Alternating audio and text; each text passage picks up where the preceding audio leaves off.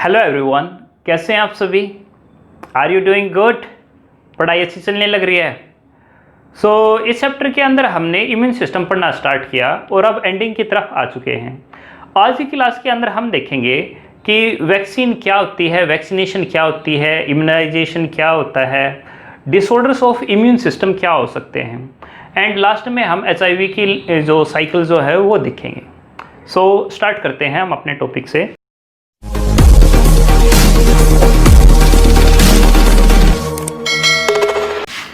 Vaccination. Vaccination क्या है? Vaccination है एक process of introduction of vaccine to make antibody या फिर memory against the pathogen so that when real pathogen enter into the body, disease will not occur। पढ़ते हैं भाई। Vaccination क्या है? वैक्सीनेशन एक प्रोसेस है जिसके अंदर क्या किया जाता है, एक वैक्सीन जो है वो बॉडी के अंदर इंट्रोड्यूस कर दी जाती है। अब वैक्सीन क्या है भाई? वैक्सीन जो है वो हो सकता है क्या, एक वीक पैथोजन, या फिर हो सकता है कोई भी एक डेड पैथोजन, या फिर हो सकता है पैथोजन टॉक्सिक मटेरियल, या फिर पैथोजन की कोई उसकी सब यूनिट हो सकती है, सब यूनिट, या फिर उसका जेनेटिक मटेरियल जो है वो हो सकता है। ठीक है, तो रियल में तो वैक्सीन यही होती है। ठीक है, तो वैक्सीनेशन क्या है? वैक्सीनेशन को हम प्रोसेस करने लग रहे हैं कि इनमें से कोई भी चीज़ बॉडी के अंदर डालते हैं और उससे क्या करते हैं, हम एंटीबॉडी जो है वो प्रोडक्शन करवा देते हैं, जिससे कि क्या होता है कि उस पर्टिकुलर पैथोजन की एक मेमोरी बन जाती है हमारी बॉडी के अंदर। ठीक है, तो अडप्टिव इम्यूनिटी जो है वो इनबोर्न नहीं होती, वो बाद में जो है जब इन्फेक्शन होता है तब काम करती है। हम क्या चाहते हैं? हम ये चाहते हैं कि हमें डिजीज़ हो ही ना। अब डिजीज ना हो ये कब पॉसिबल हो सकता है? जब हमारा इम्यून सिस्टम रिकॉग्नाइज करता हो उस पर्टिकुलर पैथोजन को पहले से ही। तो हम पहले क्या करते हैं, हम अपने इम्यून सिस्टम को फूल बनाते हैं। और वो फूल कैसे बनता है कि हम उसके अंदर एक डेड पैथोजन या फिर वीक पैथोजन डाल देते हैं जो कि डिजीज कोज नहीं करता। और जब वो डिजीज कोज नहीं करता हमारी बॉडी के अंदर जाता है तो हमारा जो इम्यून सिस्टम है वो एक्टिवेट हो जाता है, और एक्टिवेट होकर के बहुत सारी एंटीबॉडी जो है बनाने लग जाता है, उसकी मेमोरी जो है वो बन जाती है। डिजीज वो वैसे भी नहीं होनी थी और डिजीज होती भी नहीं है, बट क्या बन जाता है, एक मेमोरी सेल जो है वो बन जाती है। उससे क्या होगा? उससे ये होगा कि अगर वो पैथोजन रियल में जब अंदर जाएगा तो जो ये मेमोरी बी सेल है या फिर जो मेमोरी टी सेल है वो एक्टिवेट होकर के, डिफ्रेंशिएट होकर के प्लाज्मा सेल के अंदर कन्वर्ट होकर के एंटीबॉडी बनाने लग जाएगी। साथ में जो मेमोरी टी सेल है वो साइटोटॉक्सिक टी सेल बना दी और पैथोजन को वहीं पे मार देगी, डिजीज होगी ही नहीं।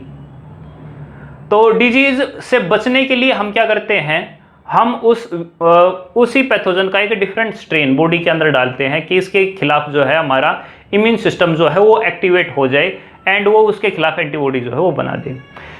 एक ऐसी प्रोसेस जिसके द्वारा वैक्सीन अंदर जा चुकी है एंड एंटीबॉडी बनने लग रहे हैं, उसको हम क्या बोलते हैं, इम्यूनाइजेशन। इम्यूनाइजेशन क्या होता है? Process of formation of antibody due to vaccine. Vaccine की वजह से अगर एंटीबॉडी का फॉर्मेशन जो है वो अगर हो जाता है तो उसको हम क्या कहते हैं, इम्यूनाइजेशन जो है वो हो गया है। वैक्सीनेशन क्या था? वैक्सीनेशन वैक्सीन का अंदर जाना था, तो वैक्सीनेशन का ही एक पार्ट है जिसको आप बोलते हैं इम्यूनाइजेशन। जैसे कि MMR है भाई, मीजल मम्स एंड रूबिला है, उसके अंदर क्या किया जाता था? उसके अंदर जो वीक पैथोजन जो है वो डाल दिया जाता था। आज भी डालते हैं। MMR की जो आई हुई है इंजेक्शन जो है वो आता है एंड वो अलग से जो है लगाया जाता है MMR का। तो उससे क्या होता है, एंटीबॉडी बन जाएगी, तो ना मीजल्स होगा, ना मम्स होगा, ना फिर रूबिला होगा। क्यों नहीं होगा? क्योंकि जो वीक पैथोजन है वो जब बॉडी के अंदर जा चुका है तो जो इम्यून सिस्टम है एक्टिवेट होकर के उस पैथोजन को तो वैसे मार देगा, बट उसके खिलाफ जो है मेमोरी जनरेट हो गई है, तो जब रियल पैथोजन जाएगा तो उसके खिलाफ एक मैसिव प्रोडक्शन हो जाएगा एंड अल्टीमेटली उससे क्या होगा, वो डिजीज होगी नहीं। सिमिलरली अगर हम देखें जो रेबीज है उसके खिलाफ जो है डेड पैथोजन जो है वो यूज़ किया जाता है, जो एटीन्यूएटेड होता है। बट ये पैथोजन जो है ये हम डाल तो रहे हैं ऑर्गेनिज्म के अंदर, बट ये जो पैथोजन है ये हार्मफुल है। ये पैथोजन कभी भी अगर म्यूटेशन अगर उनके अंदर होगी तो अल्टीमेटली डिजीज जो नहीं करता वो डिजीज कोज कर सकता है। तो ऐसी वैक्सीनेशन पहले यूज होती थी, उनको आप बोलते थे फर्स्ट जनरेशन वैक्सीनेशन। तो इनको बोलते थे फर्स्ट जनरेशन वैक्सीन, ठीक है, जो पहली बार जो है बने थे। जैसे MMR है उनकी ये बनती है भाई, जैसे रेबीज जो है उसकी बनती है। उसके बाद टॉक्सोइड यूज होने लगा। टॉक्सोइड क्या है? वो पैथोजन नहीं डालेंगे, पैथोजन की जगह उसकी जो टॉक्सिक फॉर्म जो है वो डाल देंगे जिसकी वजह से डिजीज होने लग रही है, एंड वो जो है किसी दूसरी सब यूनिट के साथ डालेंगे ताकि वो डिजीज जो है वो कोज ना करे। जैसे टेटनस का केस है भाई, उसके अंदर यही किया जाता है। टेटनस के केस के अंदर हम टॉक्सोइड जो है वो डालते हैं। क्या ये उससे ज़्यादा सेफ है? बिल्कुल। अगर हम पैथोजन्स के और इसका अगर देखते हैं तो ये रिलेटिव ज़्यादा सेफ है, क्योंकि एटलीस्ट कोई म्यूटेशन होकर के ऐसा थोड़ी ना है कि कोई ज़्यादा हार्मफुल पैथोजन बन जाएगा। वही पुराना टॉक्सोइड फॉर्म है जो डिजीज नहीं कोज करता। तो ये एक एडवांसमेंट थी। इस टाइप की एडवांसमेंट को हम कहते हैं कि ये सेकेंड जनरेशन वैक्सीन है। अब तीसरी जनरेशन जो है चली हुई है, उस तीसरी जनरेशन के अंदर हम क्या करते हैं, डायरेक्टली जेनेटिक मटेरियल जो डालते हैं। क्यों भाई? पैथोजन कैसा होगा? वैसे डीएनए होगा। अगर डीएनए को यूज करने लग जाए तो अगर डीएनए को यूज करने लग रहे हैं तो वो चाहे कैसी भी फॉर्म ले ले, अल्टीमेटली उसके खिलाफ जो एंटीबॉडी जो है वो तो बन ही जाएगी, है ना। तो इसका मतलब ये है कि वैक्सीन की जो है 3 जनरेशन जो है वो आ चुकी है। फर्स्ट जनरेशन जो बिल्कुल सेफ नहीं थी लेकिन उसको यूज़ किया जाता था क्योंकि उसके अलावा हमारे पास कोई तरीका नहीं था। फिर सेकंड जनरेशन आई और अब जो है थर्ड जनरेशन जो है वो चली हुई है। इतना क्लियर है? अब नेक्स्ट टॉपिक देखते हैं। अब एलर्जी क्या होती है भाई? वेल, एलर्जी होती है हाइपर इम्यून रिस्पॉन्स।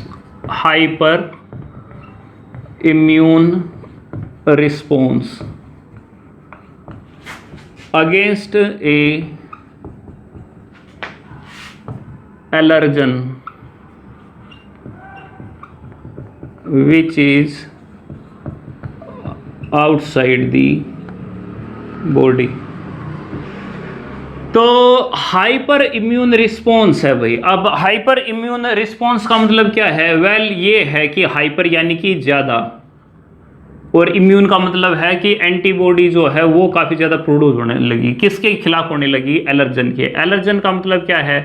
एलर्जन का मतलब है एलर्जी कोजिंग सब्सटेंस। जैसे कि पोलन ग्रेन है, पोलन ग्रेन क्या कर सकते हैं? एलर्जी है वो कोज कर सकते हैं, तो उसको हम क्या कहेंगे? एलर्जन कहते हैं। डस्ट है वो एलर्जी कोज करती है, तो उसको हम क्या कहेंगे? एलर्जन कहेंगे। डिफरेंट टाइप की कोई भी चीज़ अगर एलर्जी कोज करती है तो उसको हम क्या कहेंगे? कि वो एलर्जन है। अगर एलर्जी हो गई है तो उसका पता कैसे चलेगा? वेल, अगर हम सिम्टम की बात करते हैं, सिम्टम्स, तो सिम्टम उसके अंदर हो सकते हैं क्या? वाटरिंग ऑफ आई, आई से जो है आंसू जो है वो निकलते रहते हैं। वाटरिंग ऑफ नोज, या फिर नेजल कंजेशन जो है वो हो सकता है, रेडनिंग हो जाती है ओ स्किन, इन्फ्लामेशन जो है वो हो जाती है। ठीक है, आपने देखा होगा धूप की वजह से भी जो है एलर्जी हो जाती है, तो लाल लाल दाने जो है वो हो जाते हैं। ठीक है, सांस लेने के अंदर दिक्कत जो है हो जाती है।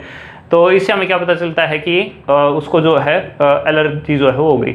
अगर एलर्जी जो है वो हो रखी है और एलर्जी हाइपर इम्यून रिस्पॉन्स है, तो एलर्जी किस इम्यून सिस्टम की वजह से होती है? क्या इनेट इम्यूनिटी की वजह से होती है? नहीं, किसकी वजह से होती है? एडेप्टिव इम्यूनिटी के अंदर। और पर्टिकुलरली हम बात करने लग रहे हैं किसकी? एंटीबॉडी की बात करने लग रहे हैं। तो इसका जो कोज है वो क्या है? कोज तो यही है कि इम्यून सिस्टम जो है वो ज़्यादा रिस्पॉन्ड जो है करने लग रहा है, उतना ज़्यादा उसको करना चाहिए था। तो IgE जो एंटीबॉडी है उसका प्रोडक्शन काफ़ी ज़्यादा जो है वो हो जाता है। ठीक है, जो मास्ट सेल है वो रिलीज करती है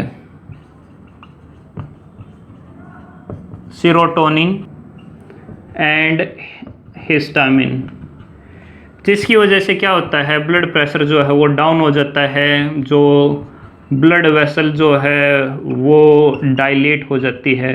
तो याद रखना है भाई, क्या याद रखना है? एक तो IgE जो है वो याद रखना, और क्या याद रखना?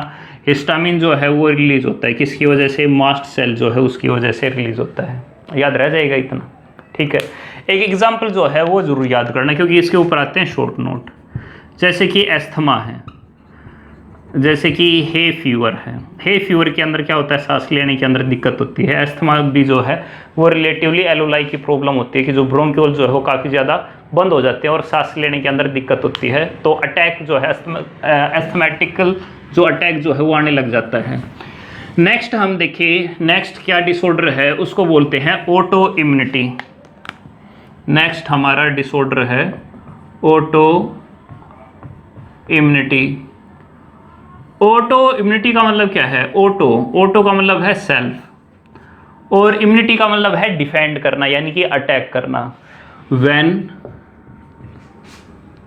इम्यून सिस्टम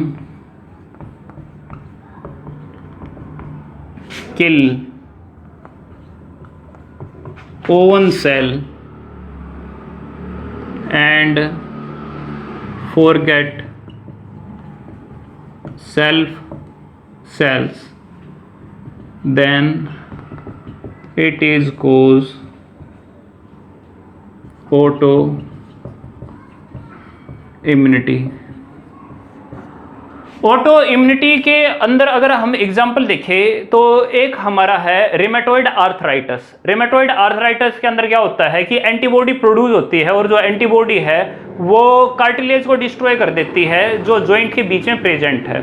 अगर वो कार्टिलेज डिस्ट्रॉय हो गया तो उससे क्या होगा भाई? वो जो जॉइंट जो है वो ठीक से काम नहीं करेगा, और जो बोन जो है वो आपस में जुड़ने जो है लग जाएगी। आर्थराइटिस हो गया। क्यों आर्थराइटिस हो गया? क्योंकि एंटीबॉडी ने ही किल कर दिया। क्या किल कर दिया? वो जो कार्टिलेज जो है उसको खत्म कर दिया। इसके अलावा ग्रेव्स डिजीज है। ग्रेव्स डिजीज के अंदर क्या होता है? एंटीबॉडी प्रोड्यूस होती है जो एसिटिलकोलिन के रिसेप्टर है उसके ऊपर, एंड एसिटिलकोलिन रिलीज होता रहता है और रिसेप्टर के ऊपर कभी भी वो बाइंड नहीं हो पाता, क्योंकि जो एंटीबॉडी जो है वो उसके साथ जुड़ी हुई है। तो मसल के ऊपर कंट्रोल जो है वो छूट जाता है। ग्रेव्स डिजीज अलग से हम उसको जानते हैं। कारण क्या है? हमने दो एग्जाम्पल पढ़े। कारण क्या है भाई? कारण जेनेटिक भी हो सकता है, कोई भी जीन की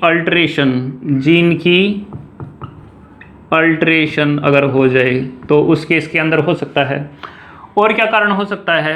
कोई इंसेक्टिसाइड या फिर कोई पेस्टिसाइड अगर किसी ने ले लिया है तो वो कारण जो है हो सकता है। तो इसके ऊपर जनरली जो है शॉर्ट नोट जो है वो आता है। आई होप आप जो है कर लोगे। इम्यून सिस्टम को लेकर के एक थर्ड डिसऑर्डर है जिसमें इम्यून सिस्टम जो है वो कमजोर हो जाता है। अब इम्यून सिस्टम जो है प्राइमरी एंड सेकेंडरी दो लेवल पे कमजोर हो सकता है। प्राइमरी लेवल क्या? प्राइमरी लेवल यानी पैदाइशी ही कमजोर है, और सेकेंडरी लेवल क्या? यानी कि इम्यून सिस्टम स्टार्टिंग में तो ठीक था लेकिन बाद में जो है कमजोर होने लग जाता है। उसमें सबसे पॉपुलर जो डिजीज है वो है एड्स। तो पहले हम एड्स के बारे में पढ़ेंगे, आज हम फाइनल टॉपिक यही करेंगे, ठीक है। HIV वायरस के बारे में। अब HIV का मतलब क्या है? Human immuno deficiency virus. तो एक वायरस है जिस वायरस के अंदर प्रेजेंट है क्या? सिंगल स्ट्रैंडेड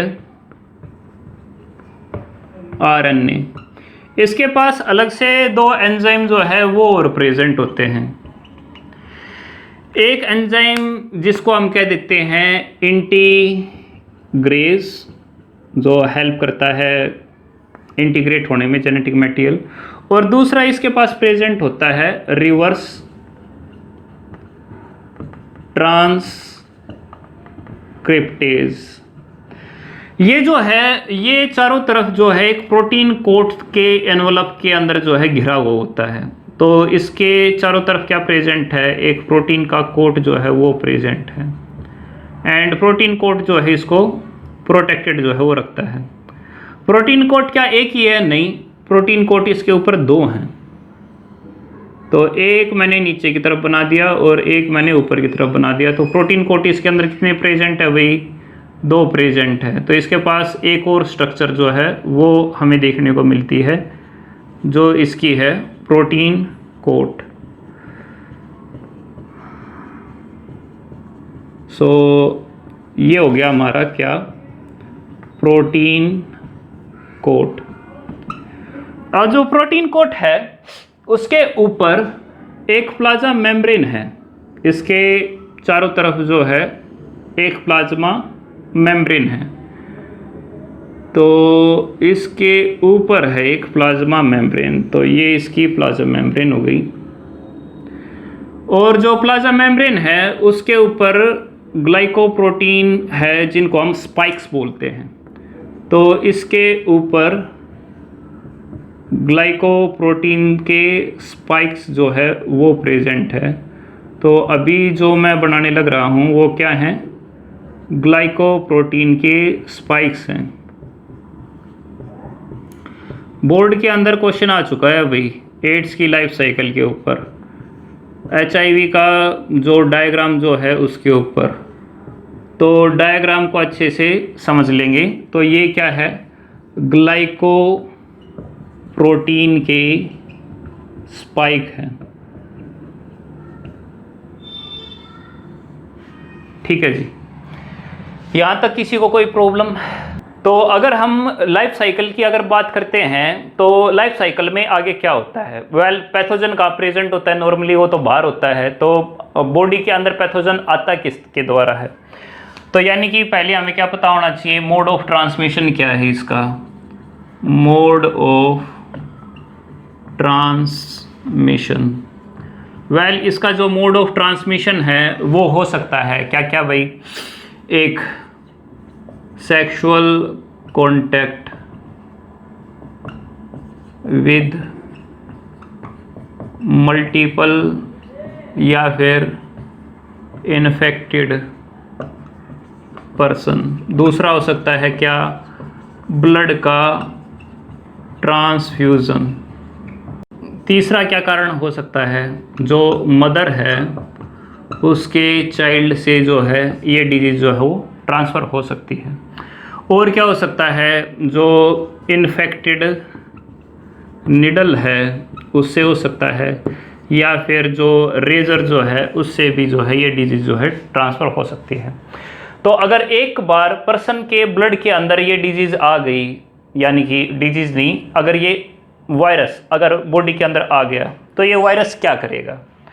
जो ये वायरस है इसके अंदर सर्टेन सेट ऑफ प्रोसेस जो है वो स्टार्ट होती है, जिसको स्टेप बाय स्टेप जो है हम देखेंगे। तो जब भी एक वायरस किसी भी सेल के अंदर जो है जाने की कोशिश करता है, तो जो वायरस है he has to face some certain receptors। तो उसको क्या फेस करना पड़ेगा? रिसेप्टर्स को। अगर इस पर्टिकुलर रिसेप्टर के साथ अगर इनकी बॉन्डिंग अगर सही अगर बन जाती है, तो यानी कि ये रिसेप्टर अगर इन स्पाइक्स के साथ में अगर कॉम्प्लीमेंट्री बाइंड हो जाते हैं तो एक लॉक एंड की वाला रिलेशन जो है वो बनता है। एंड लॉक एंड की के रिलेशन से क्या होता है कि जो ये वायरस है ये आगे चल के सेल के अंदर मर्ज कर जाता है और इसकी जो मेम्ब्रेन जो है प्लाज्मा मेम्ब्रेन वो यहीं पे रह जाती है और इसका जो जेनेटिक मटेरियल है वो कहाँ चला जाता है, वो बॉडी के अंदर चला जाता है। ठीक है, तो पहली जो प्रोसेस है वो है अटैचमेंट। अटैचमेंट के अंदर क्या हो गया कि जो वायरल ग्लाइकोप्रोटीन जो है viral glycoprotein bind with the receptor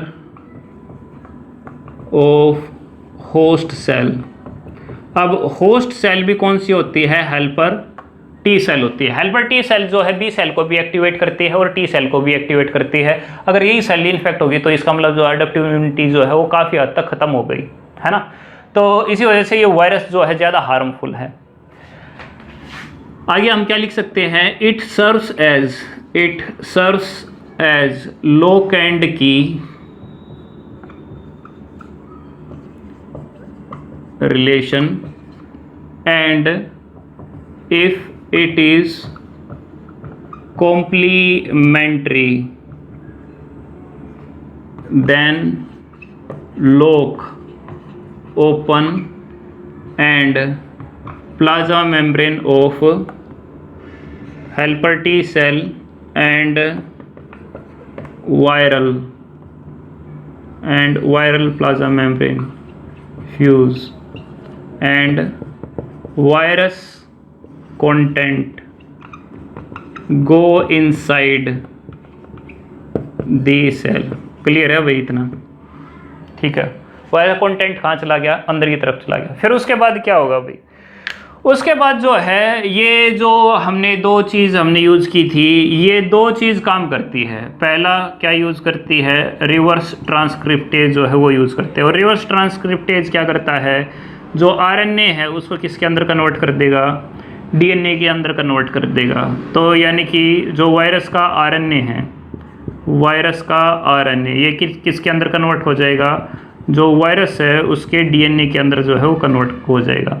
generally इस टाइप के डीएनए को हम कॉम्प्लीमेंट्री डीएनए कहते हैं, जो आरएनए से डीएनए के अंदर कन्वर्ट होता है। तो रिवर्स ट्रांसक्रिप्शन क्या था, ट्रांसक्रिप्शन यानी कि जो डीएनए है उससे आरएनए का बनना। तो रिवर्स का मतलब क्या है, उल्टा। तो डीएनए से क्या बन जाए, आरएनए से क्या बन जाए, डीएनए बन जाए। तो उसको क्या कह देंगे, रिवर्स ट्रांसक्रिप्शन जो है वो कह देंगे। ठीक है, तो हम सेकंड पॉइंट लिख सकते हैं।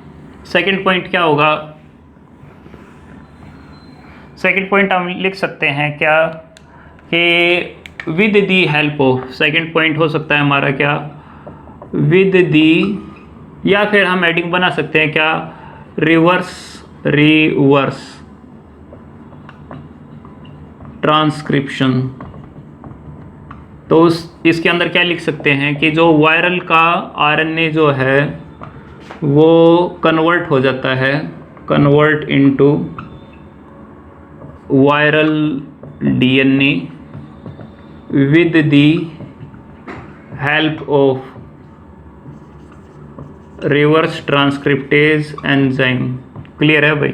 उसके बाद क्या होगा भाई, कोई भी होस्ट सेल है, जनरली हेल्पर टी सेल जो है हम उसको लेके चलने लग रहे हैं, उसके अंदर क्या होगा भाई, उसके अंदर न्यूक्लियस होगा।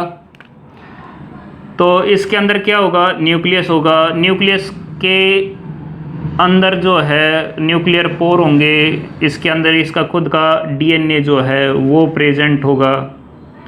तो लेट्स से ये मैं इसका डीएनए जो है वो मान लेता हूँ। ये किसका डीएनए है, होस्ट का डीएनए।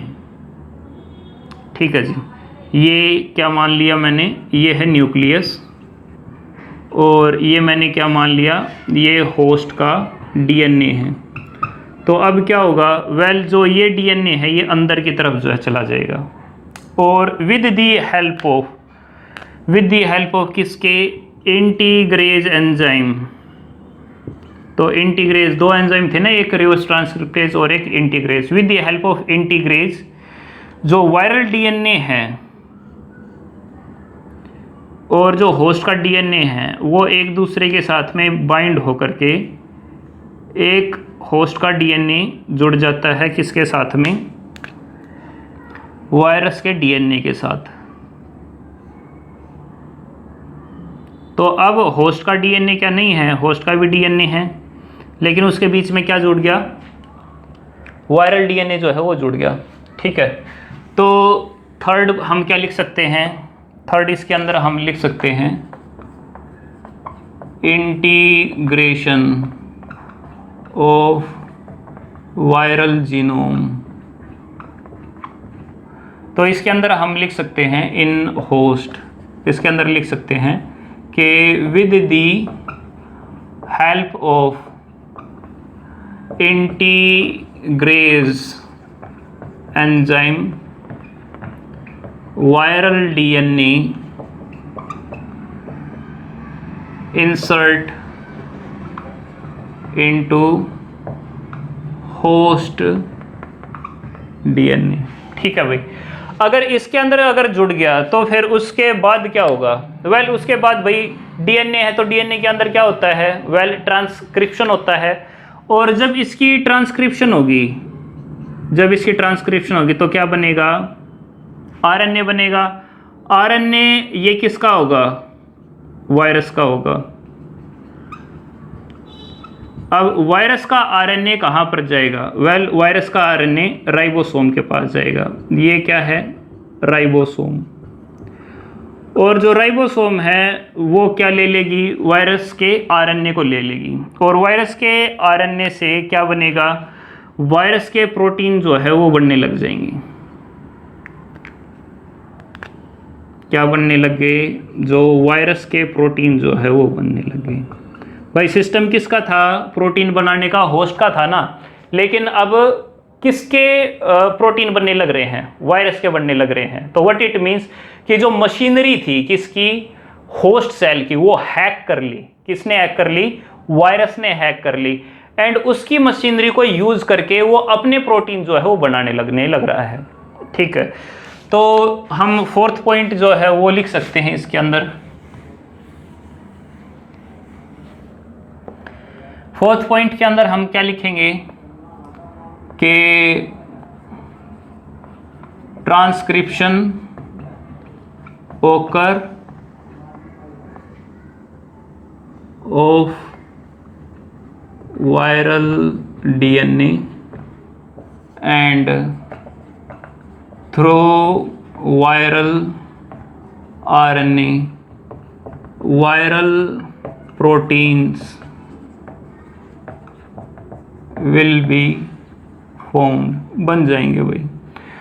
उसके बाद क्या होगा भाई, वेल क्या ये आरएनए एक ही बनाएगा या कई सारे बनाएगा, ये तो आरएनए कई सारे बनाएगा। अगर ऐसे कई सारे बनेंगे तो आरएनए हो गया और इसके साथ में क्या जुड़ गया, प्रोटीन जो है वो जुड़ गया। और इसको क्या चाहिए थी, एक प्रोटीन का कोट जो है वो चाहिए था। तो एक प्रोटीन का कोट जो है इसके चारों तरफ लगने लग जाता है, क्योंकि जो प्रोटीन जो है वो तो कंटिन्यूसली बन ही रहा है। तो वायरल के प्रोटीन जो है वो बनने लग गए। अब वायरस के अंदर था ही क्या, एक प्रोटीन का कोट था, जेनेटिक मटेरियल था यानी आरएनए था, और इसके अंदर प्रोटीन थे, प्रोटीन बन गई, वायरस कोट जो है वो बन गया। तो इसका मतलब असेंबली होने लगी, किसकी असेंबली होने लगी, वायरस की। तो फिफ्थ पॉइंट लिख सकते हैं असेंबली ऑफ वायरस। इसके अंदर क्या लिख सकते हैं कि viral RNA with viral protein combine with each other and form new virus. अब नया वायरस बन गया तो उसके बाद क्या होगा, वायरस को यहाँ पे रुकने की ज़रूरत है भाई। हाँ जी बताएं, क्या वायरस को यहाँ पे रुकने की ज़रूरत है या नहीं है। वायरस को टाइम नहीं है अब, ठीक है। वायरस को अब क्या करना है, वायरस को दूसरी हेल्पर टी सेल जो है वो पकड़नी है।